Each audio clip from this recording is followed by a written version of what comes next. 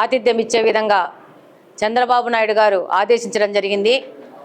అది కడప జిల్లా వాసులకు దక్కిన గౌరవంగా కడప జిల్లాలోని తెలుగు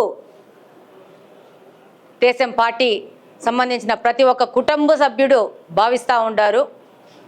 ఈరోజు కడపలో ఈ యొక్క మహానాడు కార్యక్రమం ఏర్పాటు చేయడం, అలాగనే ఈ మహానాడు కార్యక్రమంలో 27వ తేదీ సంస్థాగత సమస్యల గురించి, అభివృద్ధి గురించి, అలాగనే 28వ తేదీ ప్రజలకు ఏ విధంగా ఇంకా మంచి పరిపాలన అందించాలా, ప్రజా సంక్షేమం ఎలా ముందుకు తీసుకుపోవాలా, అలాగనే రాష్ట్ర అభివృద్ధికి ఏ విధమైన కార్యక్రమాలు చేయాలని చెప్పి ప్రతినిధులు చర్చిస్తారు. అలాగనే 29వ తేదీ బహిరంగ సభ, పెద్ద బహిరంగ సభ ఏర్పాటు చేయడం జరిగింది. దానికి కడప జిల్లా, ఉమ్మడి కడప జిల్లా నుంచి పెద్ద ఎత్తున తెలుగుదేశం కుటుంబ సభ్యులు, అలాగనే సాధారణ పౌరులు కూడా పెద్ద ఎత్తున ఈ యొక్క సభకు హాజరవుతారు.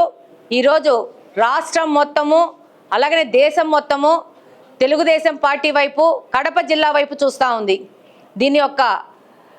దీన్ని విజయవంతం చేయడం ప్రతి ఒక్క తెలుగుదేశం పార్టీ కుటుంబ సభ్యులు వాళ్ళ కర్తవ్యంగా భావిస్తూ ముందుకెళ్తా ఉన్నాము.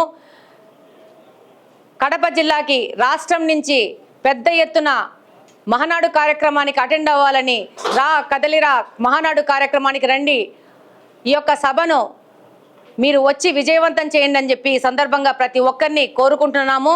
ఇదే వాళ్ళకి ఇచ్చే ఆహ్వానం అని తెలియజేస్తున్నాము.